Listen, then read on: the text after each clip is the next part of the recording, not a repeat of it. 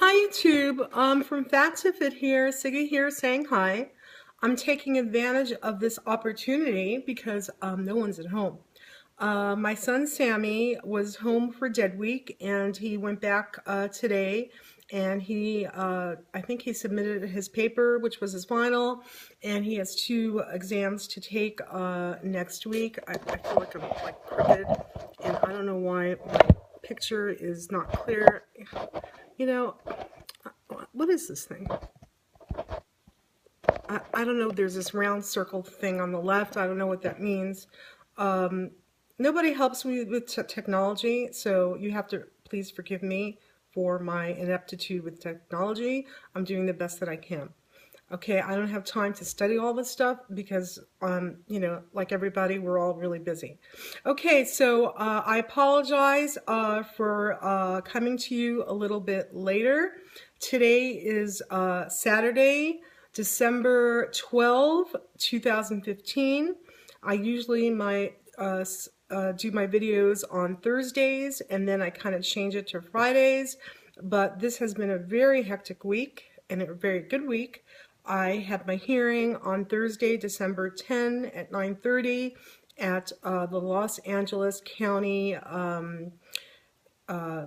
courthouse. It's called the Stanley Mosque Building, and I was in Department 85. My hearing was at 9:30, and I came early. My father came with me. One of my sisters came, and two teachers were there for support and to see what was going on, so that was really nice. I was the second item listed on the agenda, but because my attorney had a lot of traffic from where she was coming from, so I think, I don't know, and the other side wasn't there yet, opposing counsel. They were coming from downtown, but maybe that's their workplace, but maybe she was coming from somewhere else. So instead of being second, I was last on the agenda, which was a good thing because the judge wrote out a tentative decision, a 21-page decision, and my attorney and we had an opportunity to read everything before we went in, and I think that's a good thing. And when I got it, my sister Miriam, who's an attorney, she took the paper from me and she went straight to the conclusion on the back and she said, "We won." And then she read the summary, and then Rosemary called, and so Miriam was talking to her because I was a little nervous. Actually, you know what? I wasn't nervous. I was so excited. I was very calm. I was very optimistic. And I wasn't scared at all. In fact, it was fun. I love going to the courthouse. And I think I probably would have liked being an attorney, but I think I just wasn't ready. I didn't think I was aggressive enough or smart enough or able to do that kind of work, but I sure am now. I'm not smarter, but I'm just saying that I have more qualities to be an attorney now than I did when I was 22. So you change. Life changes you and people change. And speaking of changes, I had vertical sleeve gastrectomy surgery on April the 9th, 2015 with Dr. Robert Armando Casillas at Kaiser Permanente in West Los Angeles. And they've been doing bariatric surgery for about 5-6 years now. And thank God that they are doing it because it is saving my life. It really is. At my heaviest in 2006, I was very sick with pneumonia. I could have died, but I didn't, thank God. I underwent like 4 courses of antibiotics, and I was the youngest person on the floor, let's put it this way, and I was on the 5th floor at UCLA, and I had a little oxygen in the beginning, but then after a couple of days it went away, but I sure liked that oxygen. That was fun. I can see why people would like oxygen tanks. But anyways, so in 2006, I was very depressed, very sick, weighed 294, and before I started my weight loss journey with Kaiser, I was tipping the scale at 280, and When I finished the classes, I was at 269. Believe me, that was a serious struggle. I was very stressed out about it. And then when I came back from the hospital, you put on weight because of the fluids and whatnot. So for week 0, I went back up to 276. And today is technically it's around a week 35 or 8-month surgiversary. I'm sorry, I'm a little chilly. And I am now at 184.1. So last week, week 34, I'm sorry, I just kind of have my notes all over. I was 187.6. That was December the 4th. Even though I said the 5th. So I was 187.6 and I am 184.1. So that's a loss of 3 pounds and I'm very pleased. I am no longer in the obese category. I am officially overweight. And people say, oh, you don't have that much weight to lose. You don't have to lose anything anymore. But I do, because I want to be normal. I want to be healthy. And from what I understand, there is a tendency to put some weight on towards the end because, you know, as you move forward, it just gets harder and harder. So, you know, you need to have some wiggle room. So my dream goal would be 136. My realistic goal would be 146.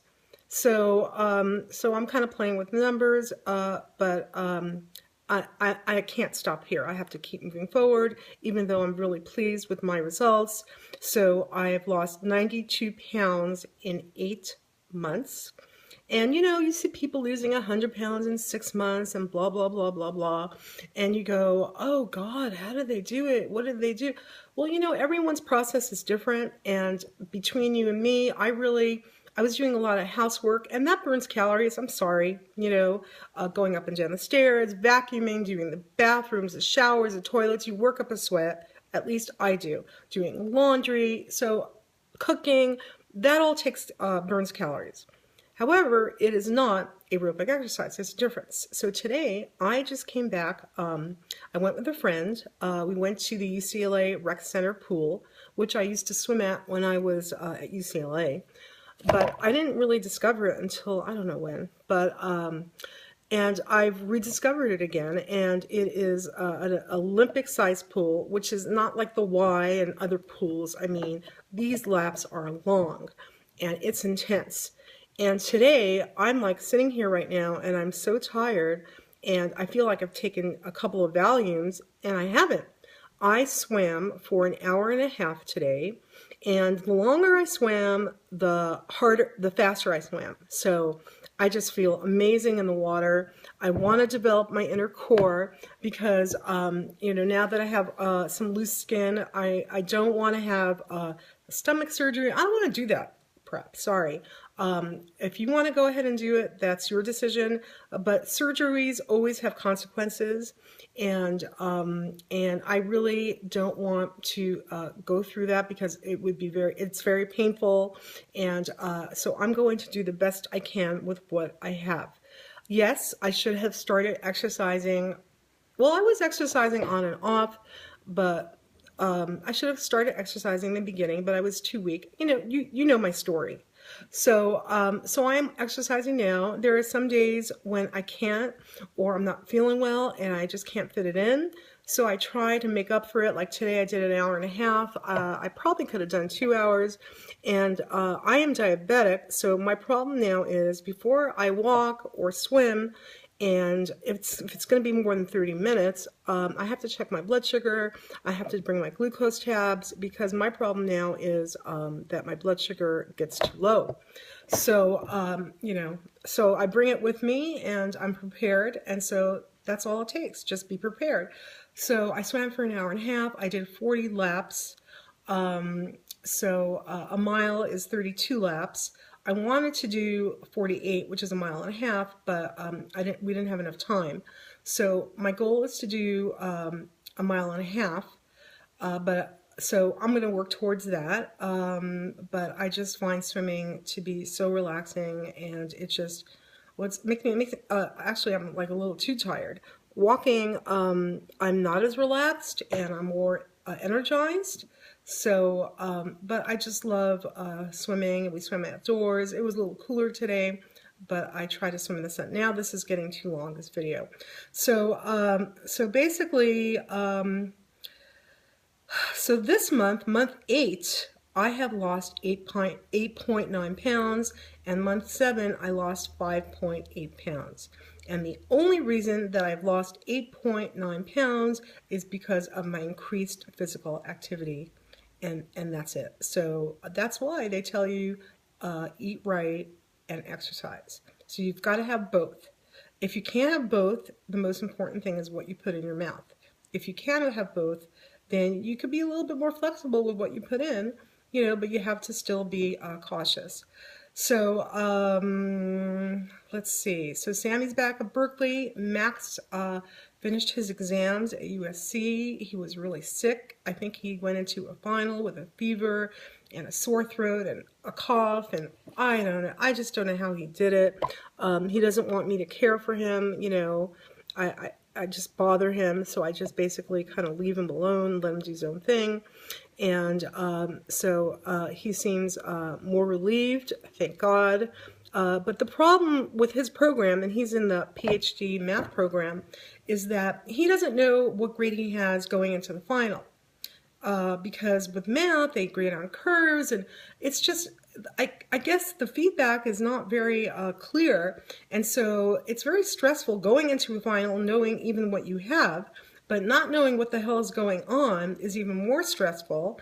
And one professor said, I'm giving everybody A, and so of course everybody loves that professor. One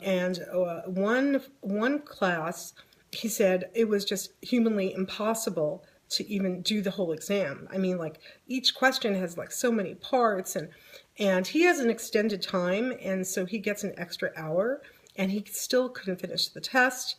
And there is one course that was extremely difficult, and it's also the way they teach math. They don't really do like the thinking behind the math. What they do is, here's the problem, this is how you solve it, and it's not like let's go backwards to forwards to figure it out. So so it's very frustrating for someone who wants to understand the process. The way math is taught is not taught that way. And Max explained to me that at UCLA he had a professor from India who actually taught math from an approach like, this is why we solve the problem this way. This is the thinking behind it. And I think he really liked it. So, and it's too bad that math is taught in such a antiquated way. That means to me that probably the professors don't really get the process either. So I certainly, when I look at his math work, it doesn't even have numbers in it. It's just like Greek letters, and I mean, it's squiggly lines, and it's just like unbelievable. So, I hope he did. I mean, he's very hard on himself. He expects to do the best and be the best. And he has to learn that sometimes being good enough is good enough. I hope he did good enough, and he has a month off, and hopefully, he'll heal, and hopefully his neck will get better. And I pray to God that he can take a full course load next semester. If he can't, then he'll take a reduced load and do the TAing, which he seems to really enjoy. And I said to him, you know what? You don't have any pressure. You don't have to do a PhD in 5 years. You can take longer if you need it. He's living at home, so he doesn't have to worry about room and board. So I think for me, that would make me feel better, but it's very difficult. And I said, it's supposed to be hard. It's not going to be easy. That's why getting a PhD in mathematics is very rare, because of that. So it's not going to be an easy ride. And I don't think undergrad math was easy either, but he was more able to deal with it with the stamina. So he has to develop his inner core, as do I, and we all have to exercise, and we all have to eat right. And I want to wish everyone a happy Hanukkah. And I'm going to go light the candles now. And Sammy's coming back on Thursday, and he's going to be here for a month. And Richard's coming in from Indiana. That's Max's best friend, and he's a brilliant violinist. So